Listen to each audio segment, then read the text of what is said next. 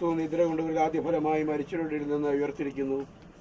മനുഷ്യൻ മൂലം മരണം ഉണ്ടാകിയാൽ മരിച്ചവരുടെ പുനരുത്ഥാനവും മനുഷ്യൻ മൂലം ഉണ്ടായി. ആദാമിൽ എല്ലാവരും മരിക്കുന്ന പോലെ ക്രിസ്തുവിൽ എല്ലാവരും ജീവിക്കപ്പെടും. ഓരോരുത്തരും താൻ്റെ നിലയിലെത്ര ആദ്യഫലം ക്രിസ്തു, പിന്നെ ക്രിസ്തുവിനുള്ളവർ അവൻ്റെ വരവെങ്കിൽ, പിന്നെ അവസാനം. അന്ന് അവൻ എല്ലാ വാഴ്ചയ്ക്കും അധികാരത്തിനും ശക്തിക്കും നീക്കം വരുത്തിയിട്ട് രാജ്യം പിതാവായ ദൈവത്തെ ഏൽപ്പിക്കും. അവൻ സകല ശത്രുക്കളെയും കാൽക്കീഴാക്കുവോളം വാഴേണ്ടതാകുന്നു. ഒടുക്കത്തെ ശത്രുവായിട്ട് മരണം നീങ്ങിപ്പോകും.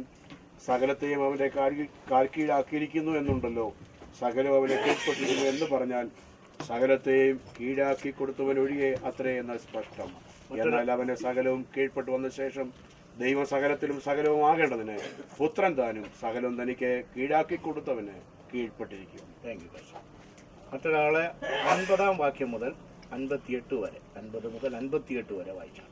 സഹോദരന്മാരെ, മാംസരക്തങ്ങൾക്ക് ദൈവരാജ്യത്തെ അവകാശമാക്കുവാൻ കഴിയുകയില്ല. ദ്രവത്വം അദ്രവത്വത്തെ അവകാശമാക്കുകയുമില്ല എന്ന് ഞാൻ പറയുന്നു. ഞാനൊരു മർമ്മം നിങ്ങളോട് പറയാം. നാം എല്ലാവരും നിദ്ര കൊള്ളുകയില്ല. എന്നാൽ അന്ത്യകാഹളനാദത്തിങ്കൽ പെട്ടെന്ന് കണ്ണുമയ്ക്കുന്നതിനിടയിൽ നാം എല്ലാവരും രൂപാന്തരപ്പെടും. കാഹളം ധ്വനിക്കും. മരിച്ചവർ അക്ഷയരായി ഉയർക്കുകയും നാം രൂപാന്തരപ്പെടുകയും ചെയ്യും. ഈ ദ്രവത്വമുള്ളത് അദ്രവത്വത്തെയും ഈ മർത്യമായത് അമർത്യത്തെയും ധരിക്കണം. ഈ ദ്രവത്വമുള്ളത് അദ്രവത്വത്തെയും ഈ മർത്യമായത് അമർത്യത്തെയും ധരിക്കുമ്പോൾ മരണം നീങ്ങി ജയം വന്നിരിക്കുന്നു എന്ന് എഴുതിയ വചനം നിവൃത്തിയാകും. ഹേ മരണമേ, നിന്റെ ജയം എവിടെ? ഹേ മരണമേ, നിന്റെ വിഷമുള്ളവിടെ? മരണത്തിന്റെ വിഷമുള്ള പാപം, പാപത്തിന്റെ ശക്തിയോ ന്യായപ്രമാണം. നമ്മുടെ കർത്താവായ യേശുക്രിസ്തു മുഖാന്തരം നമുക്ക് ജയം നൽകുന്ന ദൈവത്തിന് സ്തോത്രം. ആകയാൽ എൻ്റെ പ്രിയ സഹോദരന്മാരെ, നിങ്ങൾ ഉറപ്പുള്ളവരും കുലുങ്ങാത്തവരും നിങ്ങളുടെ പ്രയത്നം കർത്താവിൽ വ്യർത്ഥമല്ല എന്നറിഞ്ഞിരിക്കാൻ കർത്താവിന്റെ വേലയിൽ എപ്പോഴും വർദ്ധിച്ചു വരുന്നവരും ആകുവീൻ. മരണം നീങ്ങി ജയം വന്നിരിക്കുന്നു എന്നുള്ള ഈ ഉദ്ധരണിയിൽ കിടക്കുന്ന വാക്കുകൾക്ക് നിവൃത്തി ഉണ്ടാകുവാൻ പോവുകയാണ്. നമ്മുടെ കർത്താവായ യേശു ക്രിസ്തുവിന്റെ വരവിങ്കൽ സംഭവിക്കുന്നു.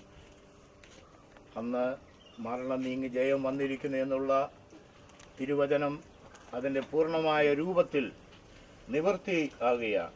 ആ സമയത്ത് ഹേ മരണമേ, നിന്റെ ജയം എവിടെ? ഹേ മരണമേ, നിന്റെ വിഷമുള്ള എവിടെ എന്നുള്ള ആ ചോദ്യത്തിന് ആയിരക്കണക്കിന് വിശുദ്ധന്മാരുടെ ഉയർത്തെഴുന്നേൽപ്പിൽ മറുപടി ഉണ്ടാകും. എന്നൊരു ക്വസ്റ്റ്യൻ മാർക്കിൽ കിടക്കുകയാണ്. എന്നാൽ അന്ന് ആ ചോദ്യത്തിന് മറുപടി ഉണ്ടാകും. ബഹുമാനപ്പെട്ട സഭയുടെ പാസ്റ്റർ 1 തെസ്സലോനിക്കർ 4-ാം അധ്യായത്തിൽ നിന്ന് വായിച്ചു കേൾപ്പിക്കുന്നു. 13 മുതൽ 18 വരെയുള്ള വാക്യങ്ങൾ. 1 തെസ്സലോനിക്കർ 4-ാം അധ്യായം 13 മുതൽ 18 വരെയുള്ള വാക്യങ്ങൾ. സഹോദരന്മാരെ, നിങ്ങൾ പ്രത്യാശയില്ലാത്ത മറ്റുള്ളവരെ പോലെ ദുഃഖിക്കാതിരിക്കേണ്ടതിന് നിദ്ര കൊള്ളുന്നവരെ കുറിച്ച് അറിവില്ലാതിരിക്കരുത് എന്ന് ഞങ്ങൾ ആഗ്രഹിക്കുന്നു. യേശു മരിക്കുകയും ജീവിച്ചെഴുന്നേൽക്കുകയും ചെയ്തു എന്ന് നാം വിശ്വസിക്കുന്നു എങ്കിൽ അങ്ങനെ തന്നെ ദൈവം നിദ്ര കൊണ്ടവരെയും യേശു മുഖാന്തരം അവനോടുകൂടെ വരുത്തും. കർത്താവിൻ്റെ പ്രത്യക്ഷത വരെ ജീവനോടെ ശേഷിക്കുന്നവരായ നാം നിദ്ര കൊണ്ടവർക്ക് മുൻപാകെയില്ല എന്ന് ഞങ്ങൾ കർത്താവിൻ്റെ വചനത്താൽ നിങ്ങളോട് പറയുന്നു. കർത്താവ് താൻ ഗംഭീരനാദത്തോടും പ്രധാന ദൂതന്റെ ശബ്ദത്തോടും ദൈവത്തിന്റെ കാഹളത്തോടും കൂടെ സ്വർഗത്തിൽ നിന്ന് ഇറങ്ങി വരികയും ക്രിസ്തുവിൽ മരിച്ചവർ മുൻപേ ഉയർത്തെഴുന്നേൽക്കുകയും ചെയ്യും. പിന്നെ ജീവനോടെ ശേഷിക്കുന്നവരായ നാം അവരോട് ഒരുമിച്ച് ആകാശത്തിൽ കർത്താവിനെ എതിരേൽപ്പാൻ മേഘങ്ങളിൽ എടുക്കപ്പെടും. ഇങ്ങനെ നാം എപ്പോഴും കർത്താവിനോടുകൂടെ ഇരിക്കും. ഈ വചനങ്ങളെ കൊണ്ട് അന്യോന്യം ആശ്വസിപ്പിച്ചുകൊള്ളുവീൻ. ആമേൻ, ആമേൻ. ഞാൻ നിങ്ങളോട് പറയുന്നു, മരിച്ചവർ ദൈവത്തിന്റെ ശബ്ദം കേൾക്കുകയും കേൾക്കുന്നവർ ജീവിക്കുകയും ചെയ്യുന്ന നാഴിക വരുന്നു, ഇപ്പോൾ വന്നുമിരിക്കുന്നു. പിതാവിന് തന്നിൽ തന്നെ ജീവനുള്ളതുപോലെ അവൻ പുത്രനും തന്നിൽ തന്നെ ജീവനുള്ളവനാകുമാറ് വരം നൽകിയിരിക്കുന്നു.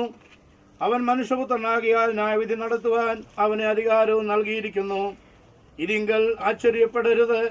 കല്ലറകളിൽ ഉള്ളവർ എല്ലാവരും അവന്റെ ശബ്ദം കേട്ട് നന്മ ചെയ്തവർ ജീവനായും തിന്മ ചെയ്തവർ ന്യായവിധിക്കായും പുനരുദ്ധാനം ചെയ്യുവാനുള്ള നാഴിക വരുന്നു. 28-29 വാക്യങ്ങൾ ഒന്നുകൂടെ വായിക്കുന്നു.